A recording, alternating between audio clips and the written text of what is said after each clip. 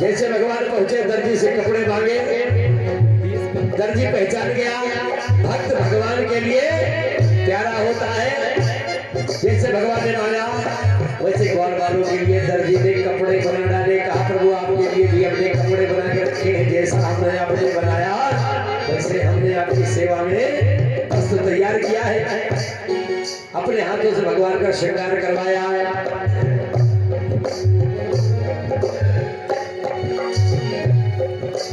भगवान सबको लेकर के सुदामा नाम के माली के पास गए।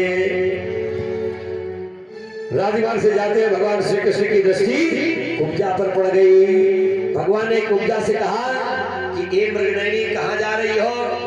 बलराम जी हंसने लगे कि दांत मुंह में है नहीं, बाल सूख गए हैं, 3 जगह टेढ़ी है, और कन्हैया कहते हो मृगनयनी। बलराम जी हंसने लगे। भगवान ने कुब्जा से चंदन मांगा। कुब्जा भगवान को पहचान गई, चंदन का कटोरा उलेट दिया चरणों में गिर गई। भगवान ने उठाया और भगवान ने अपने चरणों से उसे सीधा कर दिया है। कहा था मृगनयनी, तो आज मृगनयनी का रूप हो गया उसका। बोले कृष्ण भगवान की।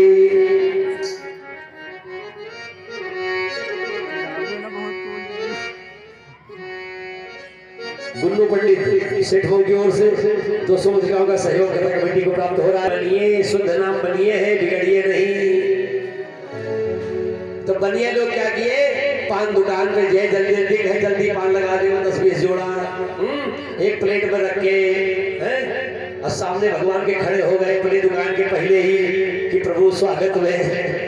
भगवान ने पान खा लिया तो मिठाई बच गई। भगवान ने वरदान दिया कि जाओ खूब फूलो फलो कलयुग में। तो आज इतना धन बनियों के पास है, बाकी नहीं है। ये गलत बात नहीं, ये सच्ची बात है भाई। स्वागत हुआ है, भगवान ने वरदान दिया है। और बनिया नाम नहीं है, बनिए बिगड़िए नहीं। भगवान श्री कृष्ण बलराम चलते हुए कंस के सभागार में पहुंच गए। सुखदेव जी महाराज कहते हैं कि करेण वामेन सलेन उदन्तम सज्जम चक्रत्वान सेन तस्यताम।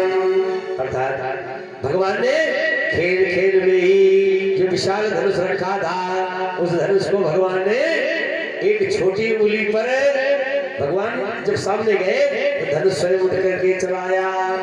भगवान ने एक उंगली पर धनुष को रोक लिया। कुछ देर तो भगवान लहराते रहे हवा में धनुष को।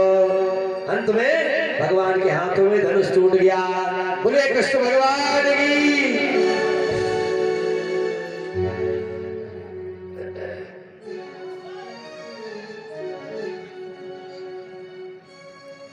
धनुष की आवाज सुनकर के कंस भी भयभीत हो गया। या जो नौकर लगे थे सब नौकर भाग गया। महाराज गजब हो गया। क्या हुआ? महाराज कुछ यदुवंशी आए हैं, उनमें एक 6-7 साल का एक बच्चा है जिसने उस विशाल धनुष को उठाया। महाराज एक उंगली पे नचाता रहा। कंस को आश्चर्य हो रहा है कि जब इतना विशाल धनुष एक उंगली पर नचा दिया तो हमारी हालत क्या करेगा। हमारे डर के कंस के रोए रोए खड़े हो गए। कंस ने फिर मंत्रियों को बुलवाया। कहा भाई देखो, अभी तक तो दुश्मन नगरी से बाहर था, अब दुश्मन पहुंच गया है हमारे नगर के अंदर।